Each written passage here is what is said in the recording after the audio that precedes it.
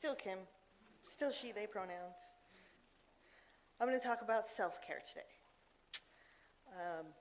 And essentially, how self-care is related to our relationships, which is why the title is Self-Care, It's All About Connections. So if we're talking about relationships, the first thing I want to point out is that for any relationship you have with any other human, you're always responsible for your part, right? You're 50%. They have 50%. Now, if it's a much closer relationship, sometimes it doesn't look that way. Some days I can only give 30%, so my wife brings in the extra 70 and vice versa, right? But for the most part, we have to take responsibility for our portion of every relationship, right?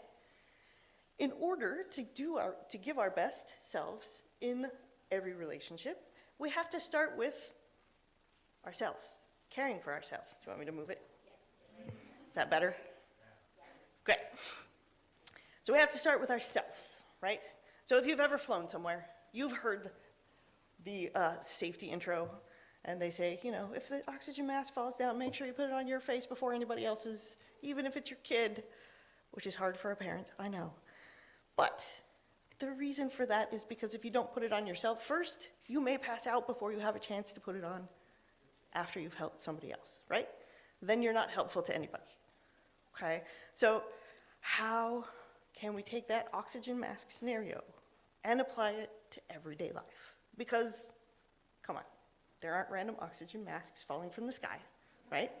So how can we translate that to everyday life? Well, the one thing that you can do in general to make a big difference starts with you. Caring for yourself. Because if you're not caring for yourself, you can't care for anybody else. You just won't be able to, right? So self-care can include big things and small things, okay? It might be creating a schedule for yourself and actually sticking to it. That's the key part. Getting enough sleep. Setting boundaries and actually sticking to those. Maybe you buy yourself a bow tie so you feel a little snazzy before something, right? Eating things that make your body feel good. Finding something creative that you enjoy, right? We could make an endless list of things you could use as self-care, right? Hot baths, reading a book, painting, whatever, okay?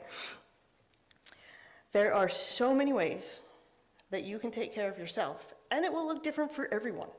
It looks different for me than it does for my spouse, okay? The more you take care of yourself, again, the more you're able to show up in your relationships, okay? I've been thinking about my dad a lot while I wrote this sermon, probably because he was a minister, but before he passed, every time I talked to him, he would ask me, "What are you doing for fun?"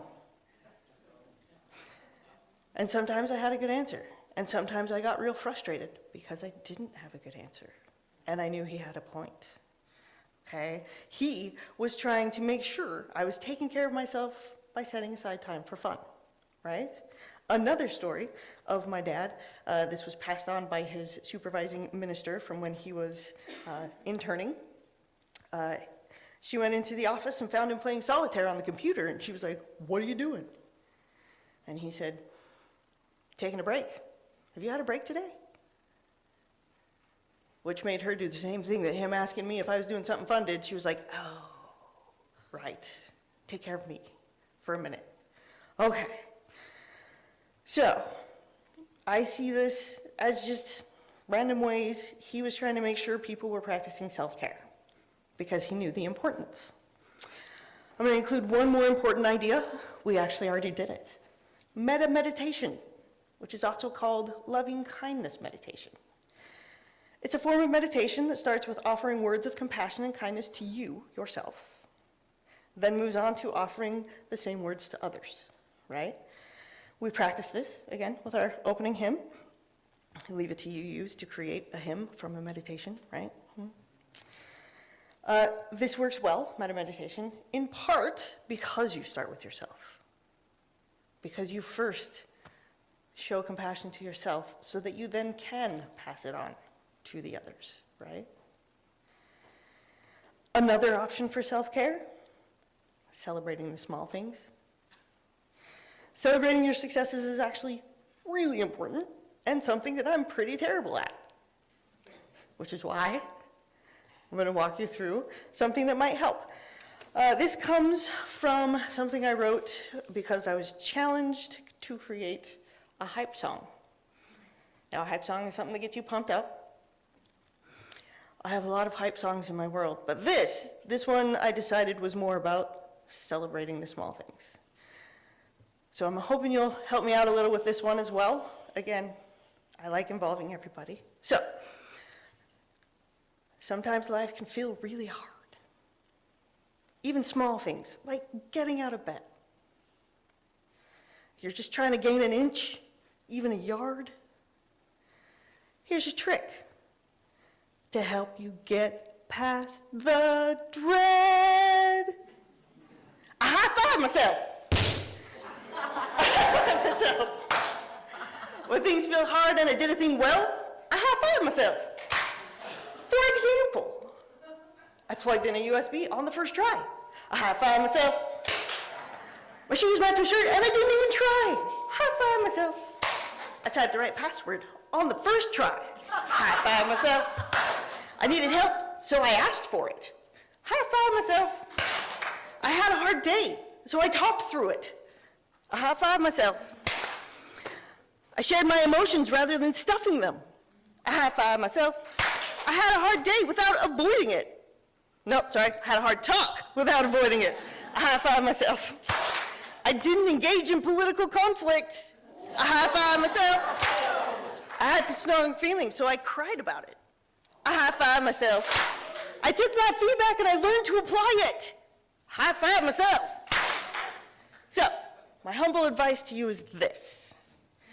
Even if no one is with you, you gotta celebrate your successes. Folks, you gotta high-five yourself.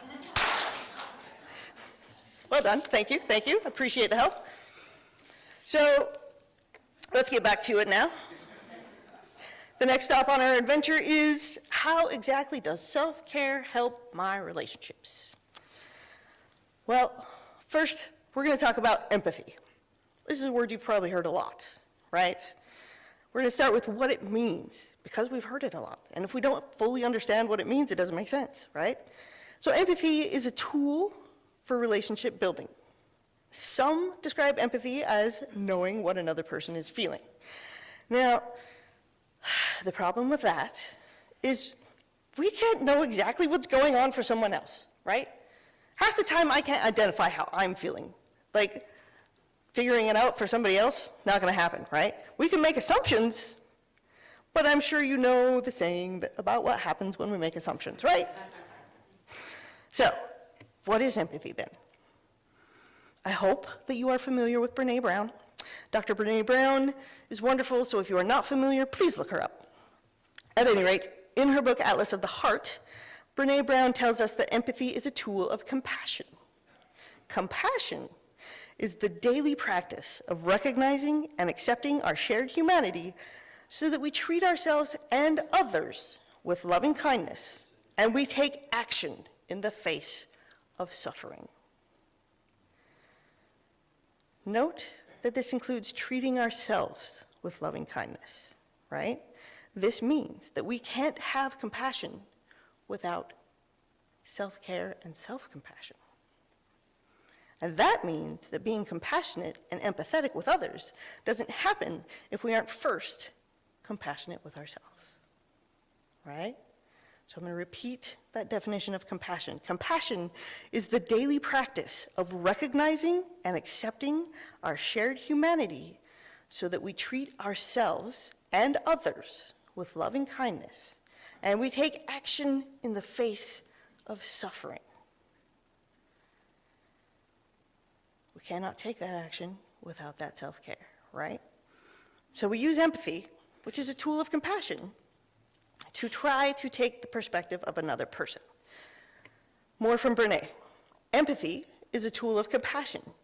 We can respond empathetically only if we are willing to be present to someone's pain. If we're not willing to do that, it is not real empathy. Cognitive empathy, cognitive just means it's in your brain, right? So cognitive empathy is perspective taking, which means recognizing and understanding another person's emotions. I have often heard of empathy being referred to as walking in someone else's shoes. This is closer, but still not quite accurate, okay? One more quote from Brené to help explain that.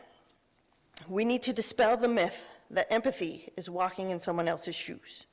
Rather than walking in your shoes, I need to learn how to listen to the story you tell about what it's like in your shoes and believe you, even when it doesn't match my experience.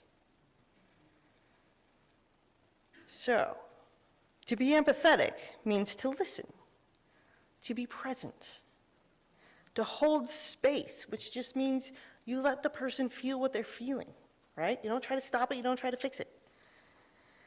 And you have to believe that person's experiences, even when they don't match yours, which is gonna happen, right?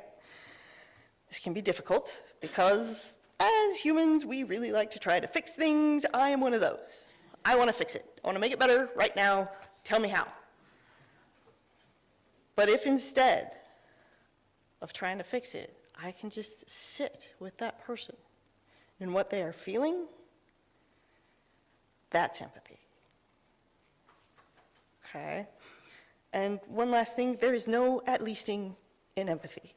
I realize that's not actually a verb, but Brené made it a verb, so I use it too.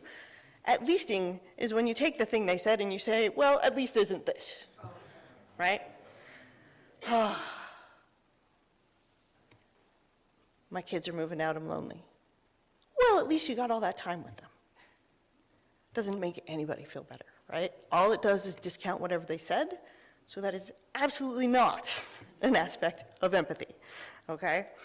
Now, the great Ted Lasso, again, if you don't know, look it up, advises us to approach things with curiosity rather than making assumptions. Actually, he quoted somebody else, and I can't remember who it was, but anyway. He goes on, because if we ask questions rather than jumping to conclusions or making assumptions, right, we are more likely to understand where someone else is coming from. Part of our ability to show empathy requires us to understand, or at least have an idea of and believe the story of someone's experience. And we cannot get there without curiosity, right? A wise man I know named Matt Deploy once said, even though we have years of experience and think we know what is best for a person, we have zero experience being that person. It needed to be repeated, right? The only way to better understand someone's experience is to ask them about it. Approach with curiosity. And sometimes they might not be ready to talk about it. They might not be ready to answer those questions. Those moments are the moments for holding space. Just let them be in it. And just sit, quiet. Okay? Self-compassion is crucial because if we don't practice being present with our own pain, we're really going to struggle to be present with anybody else's pain, right? That's why self-compassion comes before being able to be compassionate with others. So this all sounds really good, right? Super easy? I never said it was easy, right? But how do we do this without actually adopting the other person's emotion? Right? You may have heard the term empath, which is where people say they feel other people's emotions. How do you keep yourself from getting stuck in that? We're going to talk about toxic empathy, which is essentially overcommitting to empathy. You don't have to do this, okay? This overcommitting can lead to things like taking on someone else's feelings as your own. That's not part of empathy. You don't have to take it, right? This can cause lacking self-care. Here we are, back at step one, self-care, right? Feelings of burnout or exhaustion. If you catch yourself stuck in burnout, check in, see if you're overcommitting to that empathy, okay? And it can also lead to resentment, which can be really, really hard on relationships, right? And even more tricky, we don't know for sure how anyone else is actually feeling. So if we're trying to overcommit to empathy and we're adopting what we assume are their emotions, then we could be wrong.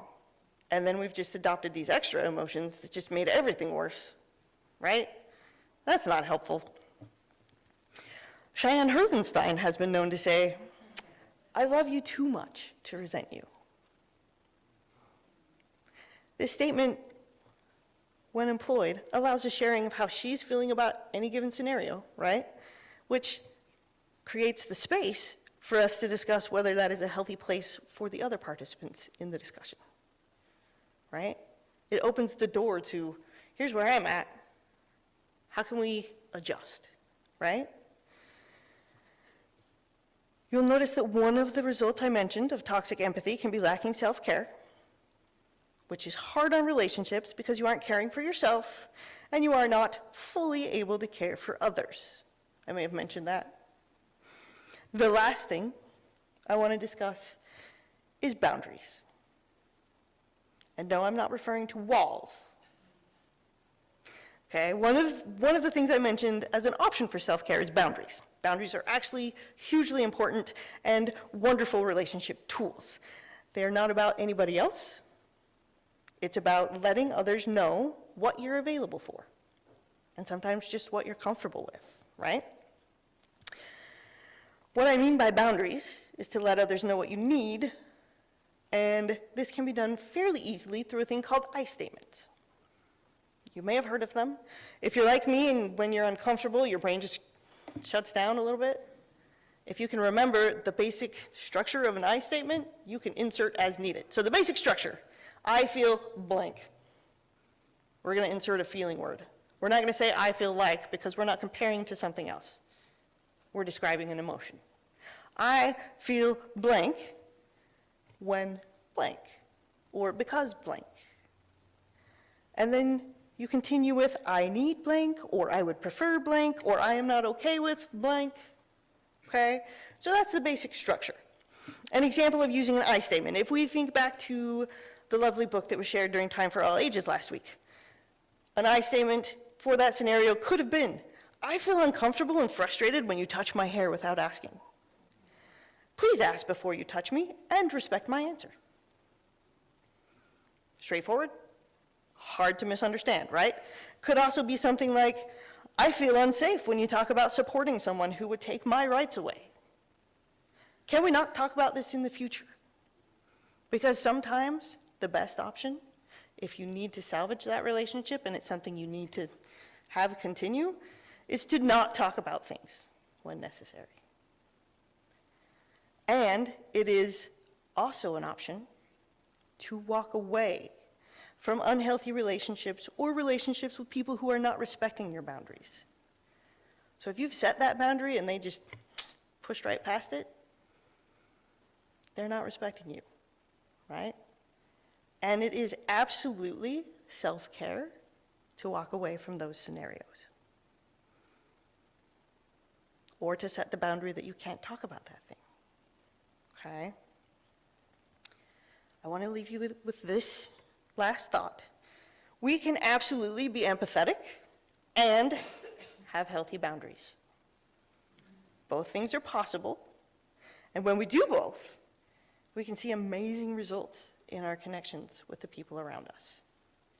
It might be uncomfortable at first, it often is, but if you stick to it, it's most likely to end with positive change in your life.